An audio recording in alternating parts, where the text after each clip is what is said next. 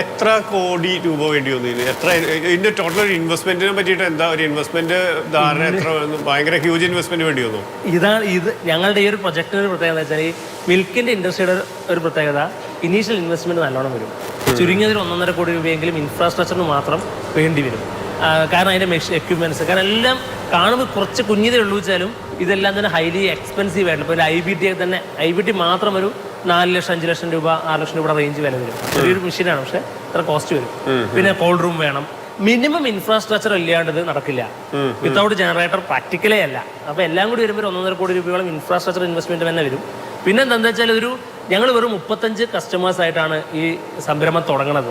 ഇപ്പോൾ ഞങ്ങൾക്ക് 2000-ൽ കൂടുതൽ ആളുണ്ടെങ്കിൽ ഈ 35 to 2000 എത്തുക എന്നുള്ളൊരു പോയിന്റ് ഉണ്ടല്ലോ. എത്ര സമയം കൊണ്ട് എത്തിയത്? ഞങ്ങൾ 2.5 വർഷം കഴിഞ്ഞു. ഇപ്പോൾ 2021 ഓഗസ്റ്റ് 15-നാണ് നമ്മളുടെ കമ്പനി ഒഫീഷ്യലി ഇരുന്ന് കാല് നീട്ടി പതുക്കെ ഓടിയെത്തുക എന്നുള്ളത് തന്നെയാണ് ലക്ഷ്യം. തീർച്ചയായിട്ടും. എന്താ വെച്ചാൽ അങ്ങനെ കഴിയുള്ളൂ ഈ മേഖലയിൽ. കാരണം ഒറ്റയടിക്ക് അവിടെ കസ്റ്റമേഴ്സിന് എണ്ണം കൂടി കഴിഞ്ഞാൽ നമ്മൾ അതനുസരിച്ച് കർഷകരെ ഡെവലപ്പ് ചെയ്യൽ പ്രയാസമാണ്. കർഷകരെ ഡെവലപ്പ് ചെയ്തിട്ട് കസ്റ്റമേഴ്സിന് എണ്ണം കുറഞ്ഞു കഴിഞ്ഞാൽ അതൊരു ഒരു ഓർഗാനിക് ഗ്രോത്ത് ആണ് ഇവിടെ പ്രാക്ടിക്കൽ ആവുക. പക്ഷെ വൺസ് കൺവേർട്ട് ആയാൽ ഞങ്ങളുടെ തുടക്കത്തിലെ 35 കസ്റ്റമേഴ്സിലെ 28 പേരും ഇന്നും ഞങ്ങളോടൊപ്പം ഉണ്ട്. അതാണ് ഞങ്ങളുടെ ഒരു കരുത്ത് എന്ന് പറയുന്നത്. അവരുടെ സപ്പോർട്ടാണ് ഞങ്ങളുടെ ഒരു ബലം. ഇനിയിപ്പോ നിങ്ങളുടെ ടീമിന്റെ ലക്ഷ്യം എന്ന് പറഞ്ഞാൽ ഇത് അടുത്ത ഘട്ടങ്ങളിലേക്ക് കൊണ്ടുപോകാനുള്ളതാണ്. ഞങ്ങളിപ്പോൾ 2 തരത്തിലാണ് ഇത് പ്ലാൻ ചെയ്യുന്നത്. ഒന്ന് പ്രൊഡക്റ്റിന്റെ ഡൈവേഴ്സിഫിക്കേഷനാണ്. ഇപ്പൊ നമ്മൾ കൊടുക്കുന്നത് പാലുൽപ്പന്നങ്ങൾ, തേന്, അതുപോലെ തന്നെ നവരയരി, രക്തശാലി അരി, അതുപോലെ തന്നെ പാലക്കാട് മട്ട, അവില്, മില്ലറ്റ്സിന്റെ കുക്കീസ് എല്ലാം നമ്മൾ കൊടുക്കുന്നുണ്ട്. എല്ലാ ഞായറാഴ്ചകളും രാമശ്ശേരി ഇഡ്ഡലി നമ്മൾ എറണാകുളത്ത് വീടുകളിൽ എത്തിക്കുന്നുണ്ട്. ഒരു freedom Sunday for home makers എന്നുള്ളതാണ് ആ ഒരു കൺസെപ്റ്റ്. ഇനി പ്രൊഡക്റ്റുകളുടെ എണ്ണം കൂട്ടണം. നമ്മുടെ കോക്കനട്ട് ഓയിൽ, കട്ട് വെജിറ്റബിൾ. കാരണം ഒരു കാലത്ത് അവർ എഴുന്നേറ്റ് വരുമ്പോൾ അവർക്ക് അന്നത്തേക്ക് സാമ്പാറിനോ അവിയലിനോ ഉള്ള കൂട്ട് മിക്സ് ചെയ്തിട്ട് കട്ട് വെജിറ്റബിൾ ആയിട്ട് നമ്മൾ അവരുടെ വീട്ടിൽ വാഷ് ചെയ്ത് ക്ലീൻ ചെയ്ത് പാക്ക് ചെയ്ത് എത്തിക്കണം എന്നാണ് നമ്മൾ ആഗ്രഹിക്കുന്നത്.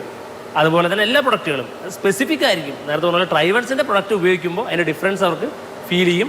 അതുമാത്രമല്ല അതിന്റെ സോഴ്സ് കൃത്യമായിട്ട് അറിയാൻ പറ്റും. ഇപ്പോൾ പച്ചക്കറിയാണ് ഉപയോഗിക്കണമെങ്കിൽ വെണ്ടയ്ക്ക ഏത് കൃഷിക്കാരന്റെ ഏത് കൃഷിയിടത്തിൽ ഉണ്ടായതാണെന്നുള്ളത് കൃത്യമായിട്ട് അവർക്കത് മനസ്സിലാക്കാൻ പറ്റുന്നതാണ്. സോ അതുണ്ടെങ്കിൽ അടുത്ത പരിപാടിക്ക് നേരിട്ട് വിളിച്ച് ഓർഡർ ചെയ്യാം. തീർച്ചയായിട്ടും. നിങ്ങൾ വഴി പോവാണ് നല്ലത്. അതെ. അല്ല, എന്താ വെച്ചാല് അങ്ങനെ പോവില്ല ആരും. ഇപ്പോ ഒരു കൃഷിക്കാരൻ ഒരിക്കലും, ഞാനൊരു കൃഷിക്കാരനായതുകൊണ്ട് പറയല്ല, കാരണം ഞങ്ങളുടെ കൃഷിക്കാരൻ്റെ ഏറ്റവും വലിയ താല്പര്യം എന്ന് പറഞ്ഞാൽ കൃഷിയിടത്തിലും നമ്മളുടെ ആക്ടിവിറ്റികൾ സ്പെൻഡ് ചെയ്യാനാണ്. അതല്ലാതെ നമ്മളിപ്പോൾ 1000 കിലോ പച്ചക്കറി ഉണ്ടാക്കിയാൽ 2-3 കിലോ നിങ്ങൾ ചോദിച്ചാൽ ഇനിയിപ്പോൾ അതിൽ എത്ര കൂടുതൽ പൈസ തരാന്ന് പറഞ്ഞാലും ആ 3 കിലോ കൊണ്ടുതരാൻ നിൽക്കില്ല എന്ന് പറയാം. എനിക്ക് അനുഭവം ഉണ്ടോ പറഞ്ഞത്. എന്താ വെച്ചാൽ നമ്മളിപ്പോൾ എന്തൊക്കെ ആണെന്ന് പറഞ്ഞാലും, എത്രയൊക്കെ പ്രൊഫഷണൽ ആണെന്ന് പറഞ്ഞാലും, ഇപ്പൊ നേരത്തെ പറഞ്ഞ M.Tech ഒക്കെ ആണെന്നൊക്കെ പറഞ്ഞാലും കൃഷിക്കാരൻ ആസ് ഇറ്റ് ഈസ് കൃഷിക്കാരനാണ്. ഇപ്പൊ എനിക്ക് അനുഭവം ഉണ്ട്. ഞാൻ പലപ്പോഴും അരിയൊക്കെ കൊടുത്തേക്കാൻ വേണ്ടി പാക്ക് ചെയ്ത് വെക്കും. അരി പാക്ക് ചെയ്ത് കൊടുക്കാൻ പോണ നേരത്തെ ആയിരിക്കും വിളിക്കുക, പാടത്ത് വെള്ളമില്ല പറയും.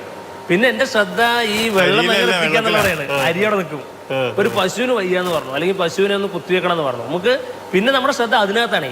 ഇപ്പൊ നമ്മുടെ കർഷകന്റെയൊക്കെ ജീവിതം തീരുമാനിക്കുന്നത് കോഴിയും പശുക്കളൊക്കെയാണ്. കാലത്ത് നമ്മൾ തൊഴുത്തിൽ പോയി നോക്കുമ്പോൾ അല്ലെങ്കിൽ കോഴിക്കൂട് തുറന്നു വിടുന്ന സമയത്ത് ഒരു കോഴിക്ക് വയ്യാതായാൽ, ഒരു പശുവിന് എന്തെങ്കിലും ഒരു ചെറിയ പ്രയാസം വന്നാൽ ആ ദിവസം നമ്മളുടെ പോയി എന്നുള്ളതാണ്. അത് എൻ്റെ മാത്രമല്ല, കൃഷിയെ സ്നേഹിക്കുന്ന എല്ലാ കൃഷിക്കാരൻ്റെയും സ്ഥിതി ഇതാണ്. ഒരിക്കലും ബൈപ്പാസ് ചെയ്തിട്ട് മറ്റൊരാളെ പറ്റിച്ചിട്ട് എന്താ പറയുക കൊടുക്കാൻ വേണ്ടി കർഷകൻ തയ്യാറാവില്ല. വൈകാതെ കേരളം മുഴുവൻ ഒരു ട്രൈവൺസിലേക്ക് എത്തും എന്ന് ഞങ്ങൾ ആഗ്രഹിച്ചു എന്നാണ് ഞങ്ങളുടെ വിശ്വാസം, എന്നാണ് ഞങ്ങളുടെ ഒരു ആത്മവിശ്വാസം, ആഗ്രഹം.